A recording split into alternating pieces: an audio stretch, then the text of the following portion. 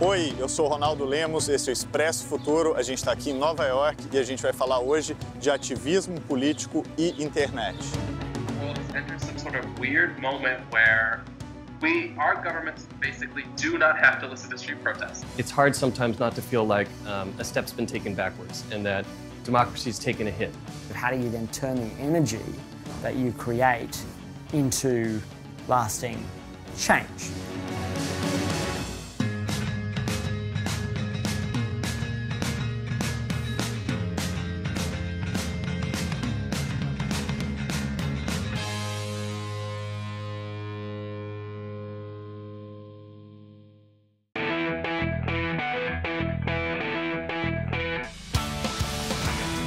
A internet mudou tudo, mudou inclusive a forma como a gente protesta, a forma como a gente se mobiliza politicamente e a forma como causas sociais podem avançar.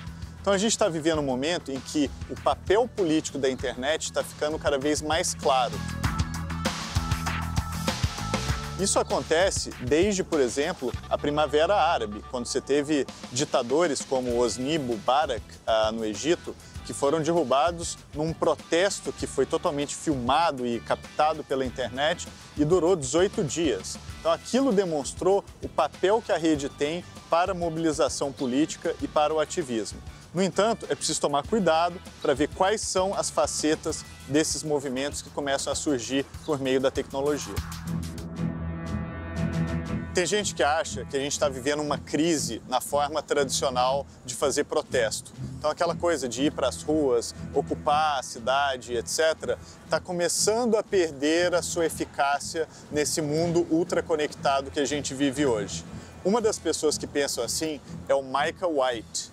Ele é nada mais, nada menos do que a pessoa que criou o Occupy Wall Street. Ele estava lá no momento inicial, ele criou a ideia, ele participou da mobilização e ele escreveu recentemente um livro muito interessante onde ele critica justamente as formas tradicionais de protesto. E ele pensa como é a forma atual de se protestar nesse mundo ultraconectado.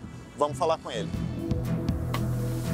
So, Micah, the first question I have for you is about the way that people do protest in the world of today. What do you think should change for protests coming from social movements to become effective once again? Well, that's the golden question, of course, because everyone's wondering why is it that we can have these mass mobilizations that are so large and at the same time seem to not yield the results that we want. When we get into the streets with millions of people, we're basically enacting this kind of democratic performance that says, you know, we the people together in the streets are somehow have a greater power than our elected representatives. And I think that that's what's broken. Basically that it's not possible to manifest a form of sovereignty higher than your governments through street protest alone. That means that movements have to think through the question of, well, how do we attain sovereignty in today's world? And it seems to be that we have two options. One, we can win wars, or we can win elections. I think that the world has entered some sort of weird moment where our governments basically do not have to listen to street protests. I think that you could trace it back really to the 2003 global anti-war march on February 15, 2003. All over the world, in every single country, there was anti-war protests. Everyone said no to the war. And Tony Blair and George Bush, they went to war anyways a month later. And I think from that point forward, Western governments, whether it's Obama or Trump, they agree. We don't have to listen to these protests. That's really what's at stake, is that you cannot achieve a form of power over our governments through the street protests alone. Your book is interestingly titled The End of Protest, and you talk a lot about Occupy and your experience there. Why do you think it failed? We know that we need to be able to create leaderless movements, yet at the same time, we don't really know how to do it in a way that's effective. We know that we can't just return to like kind of the early 20th century obsession with powerful leaders. That's what the right is right now obsessed with. They want a Trump, they want a Putin, they want, you know, the president of the Philippines who's killing drug users. So they are obsessed again with this father figure. But we know from political history that the father figure will never save us. He'll always end in some sort of tragedy. So leaderlessness and the power of Anonymous and the power of Occupy Wall Street is that leaderlessness does hold the key But as it's conceived of right now, it's ineffective. It's ineffective because it is unable to make complex decisions. That's really fundamentally the problem right now, is that you might not like the decisions that Donald Trump is making. At least he's capable of making a decision. But during Occupy Wall Street, like, the movement wasn't able to make any decisions whatsoever. So I think that's really the question, is can we have leaderless movements that also are able to make complex decisions? And until we can do that, I think that we're going to be stuck. Há outras formas de provocar mudanças sociais, por exemplo, por meio de organizações da sociedade civil.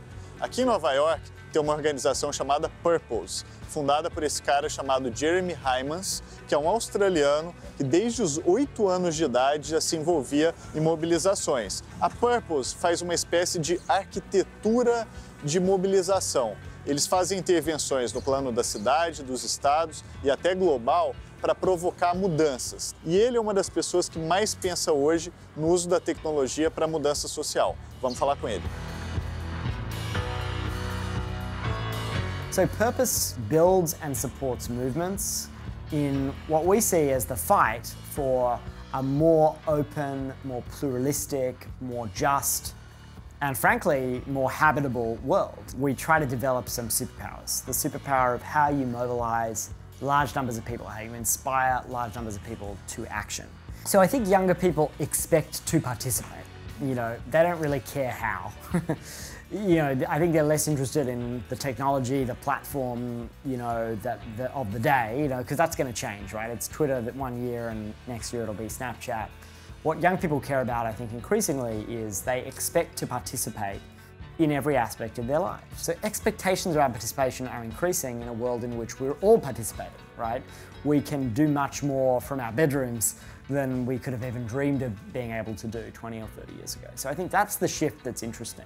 Well, it means that, you know, institutions have to adapt. You've got to redesign those institutions for a world in which people expect to have a more active role. The internet has changed a lot. You can now build a movement or mobilize people very quickly at unprecedented scale and in a way that is geographically unbound. You also don't need anymore to be a person who already has access to power, has access to the bully pulpit in order to instigate or to be part of the instigation of a movement. On the other hand, you know, the same basic principles still apply. You still have to take people from initial engagement to deeper commitment to an issue. You still need to use the traditional tools of protest. The power we saw on display during the women's marches, those 4 million people around the world who participated. You can't substitute that just with memes online, right? The moral force that you get from many people gathering, you know, and we've seen this in Brazil in the last, well, there's been countless protests in Brazil around different issues over the last 5-6 years. So I think that's still very powerful, but the difference is that now we can really amplify that. So it's the interaction of online and offline, right? You think about at the Women's March, all those amazing signs that people brought, right?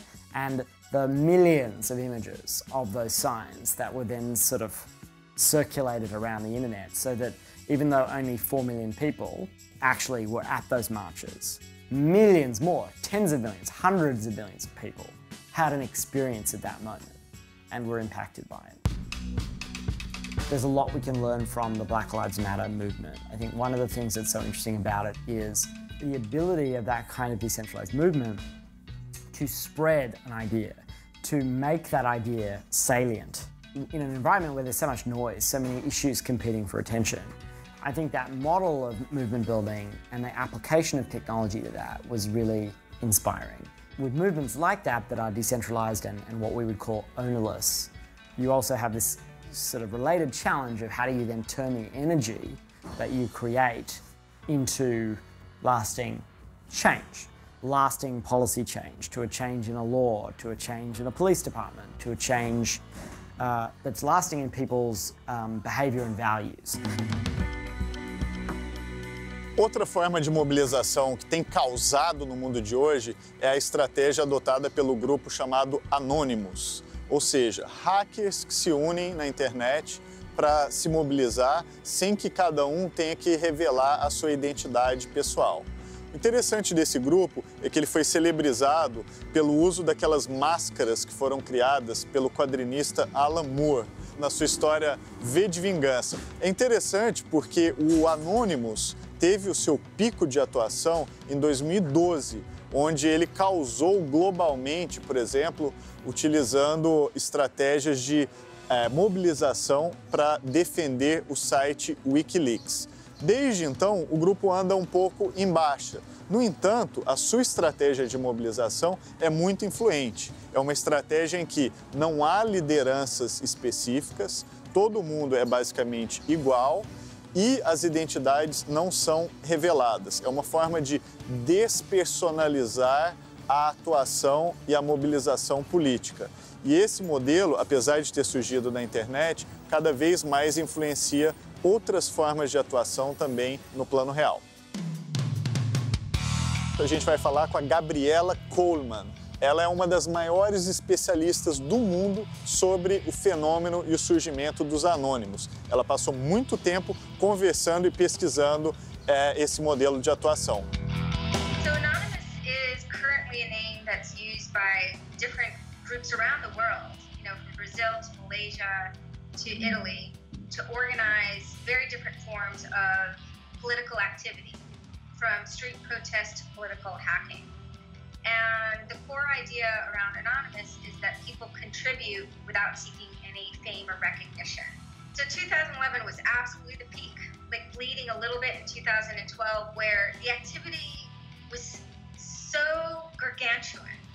There were dozens of operations around the world every single month, and part of those operations were non-stop hacking.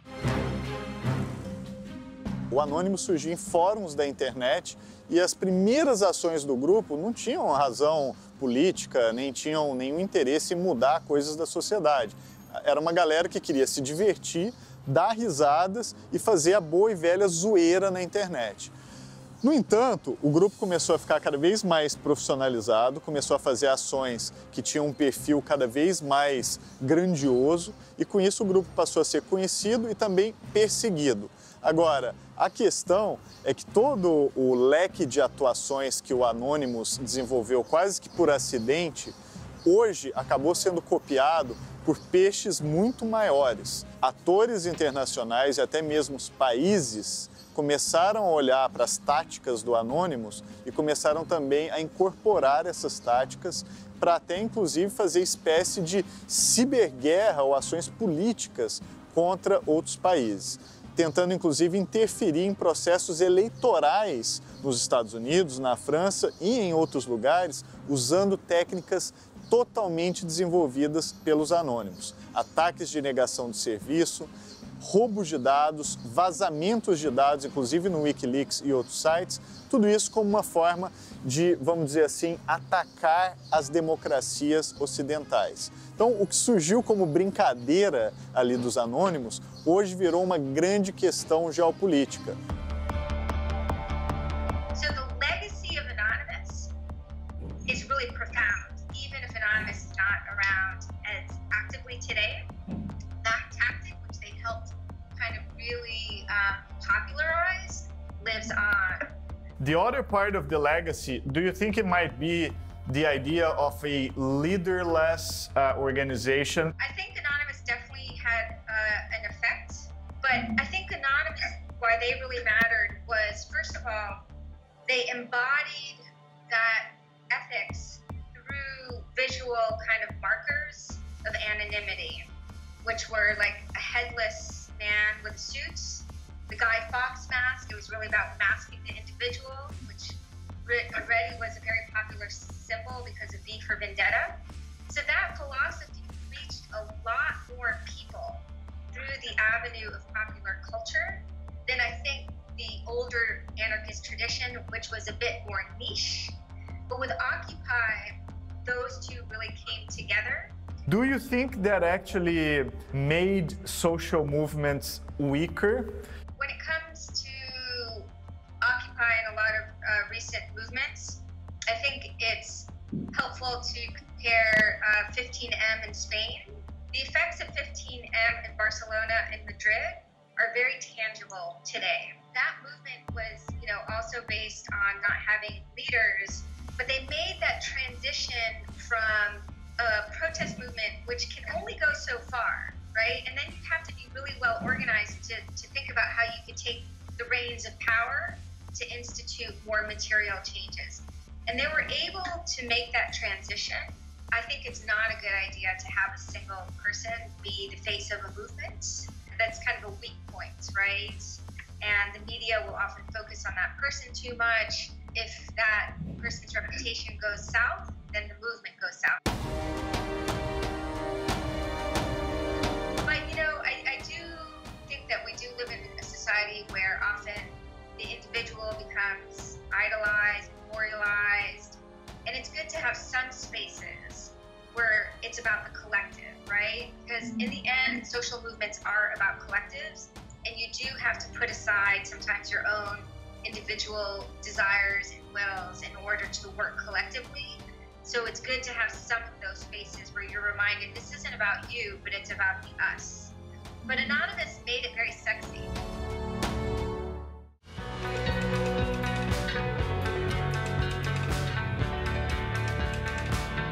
Outra questão muito importante é o tema da manipulação política usando tecnologia.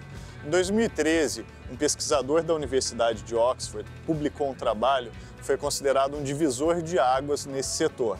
Ele descobriu que bastando uma análise dos likes que a pessoa dá numa rede social, dá para fazer uma análise perfeita da personalidade dela. Com 10 likes analisados, é possível conhecer a pessoa melhor do que seus colegas de trabalho. Com 100 likes, é possível conhecer a pessoa melhor do que os seus familiares. E com 300 likes, é possível conhecer a pessoa melhor que o marido ou a esposa dela, que convive com a pessoa todos os dias. A partir desse estudo, vários políticos começaram a ficar interessados nesse tipo de análise. Esse professor de Oxford, ele descobriu que, além de ser capaz de prever o comportamento de cada indivíduo, ele também era capaz de analisar a personalidade de cada pessoa. Se a pessoa era neurótica, se a pessoa era aberta e assim por diante. Então, ela fazia uma espécie de filtro de personalidade. A questão é que, logo teve gente querendo usar esse tipo de conhecimento para fazer manipulação política. Várias pessoas chegaram nesse pesquisador, inclusive oferecendo dinheiro para ele, e ele se recusou a fazer qualquer tipo de pacto para uso político da sua descoberta.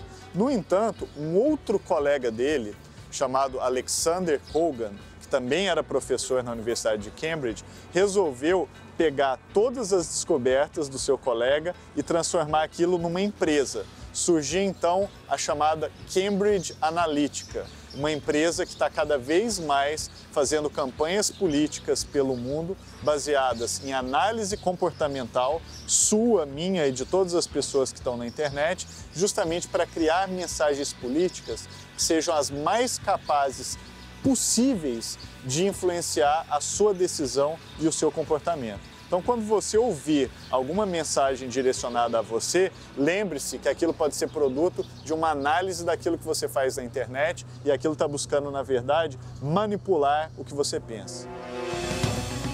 Essa história é cada vez mais familiar para pessoas também no Brasil. Por quê? Porque cada vez mais tem empresas fazendo análise psicológica para mandar mensagens políticas para você, para mim e para todos os eleitores do país. Por exemplo, como o Brasil está vivendo uma crise há tanto tempo, o nível de neurose entre as pessoas está cada vez maior. Quando a pessoa fica mais propensa a ficar neurótica, infelizmente, a realidade dela fica cada vez mais comprimida. Ela perde a visão periférica e desenvolve o que as pessoas chamam de uma visão de túnel. Ela só enxerga aquilo que está imediatamente à frente dela. Pessoas assim são muito mais propensas a responderem a mensagens que envolvem medo, questões como segurança, questões como pavor, pânicos morais. Então, quanto mais você atiça essas pessoas com ideias de autoritarismo e ideias, por exemplo, que são de perigo imediato, essas pessoas tendem a responder. Então, pessoas que estão neuróticas são muito fáceis de serem manipuladas para fins políticos.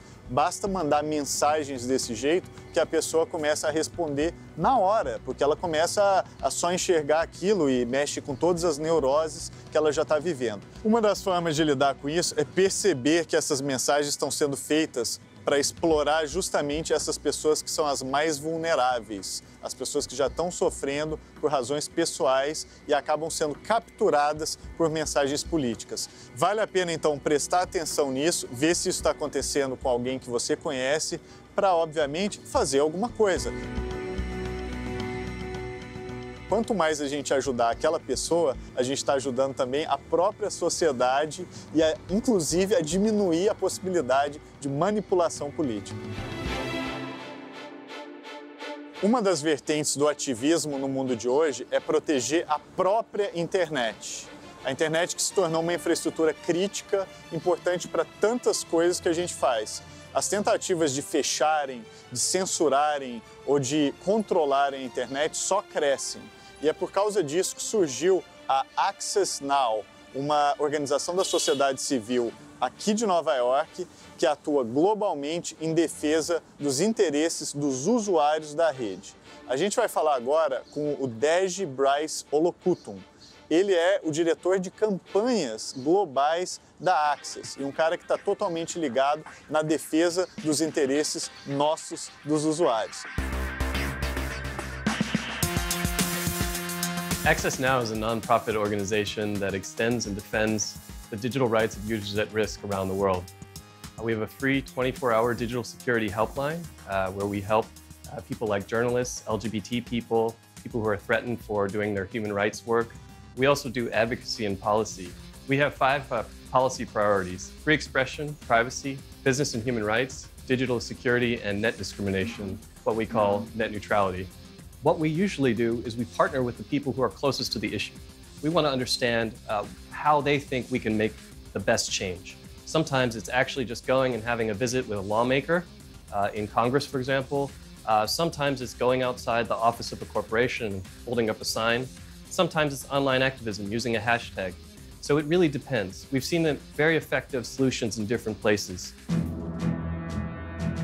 Technology has changed activism because with the birth of the internet, people have the ability to campaign on their own. They have the tools in their hands. Things like smartphones empower them to speak directly with decision makers and other stakeholders. So it's been an incredible activating tool for communities that are trying to determine their own futures and ask for what they want. I think the online world and technology is here to stay. We have to embrace it, but I think it's a mistake to think that we can solve our problems and seek social justice by relying on them totally. So instead, what I think it will be is a mix. There's some very exciting innovation. The risk is that people who trample on human rights are also acquiring these tools. Governments and some other stakeholders sometimes use those tools, technology and other kinds of technology to clamp down on people and to prevent them from seeking their goals by monitoring them. So at Access Now, what we see, it's not an arms race, but we always have to try to keep ahead.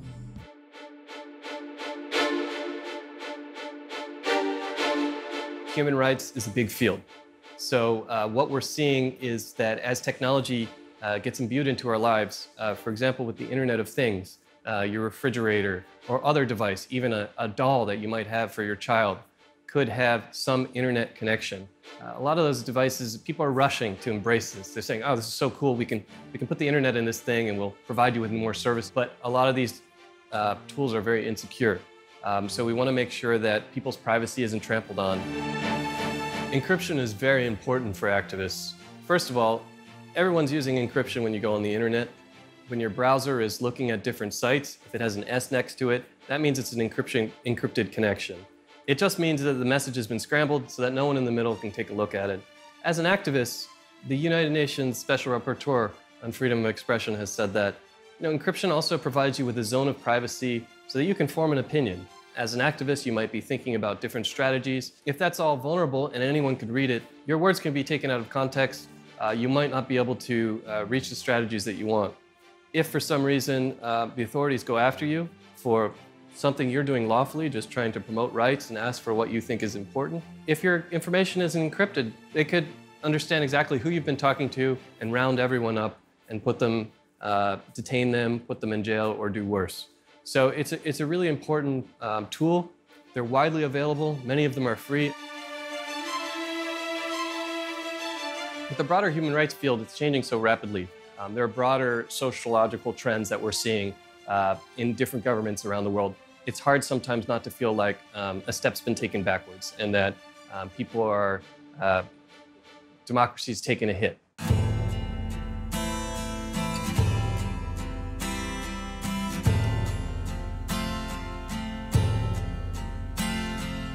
A gente está vivendo numa sociedade que fica cada vez mais complexa. Então é óbvio que a política, as demandas sociais, tudo isso vai ficando cada vez mais complicado. A tecnologia pode ser uma força importante para fazer mudanças sociais, mas para que isso aconteça, a gente tem que ter a noção de que as mobilizações não podem ser mais apenas espelhadas no modelo do passado. A gente tem que fazer evoluir a forma como a gente expressa as nossas opiniões, especialmente porque parte das nossas vidas agora acontece num ambiente conectado, um ambiente digital. Então, nada mais natural de que esse ambiente esteja integrado também com as demandas sociais e com o desejo de transformação. Então, a gente ainda vai ver muito ativismo na internet, muita mobilização provocada pela rede, e isso pode sim ser uma força boa e provocar transformações também na forma como a gente vive.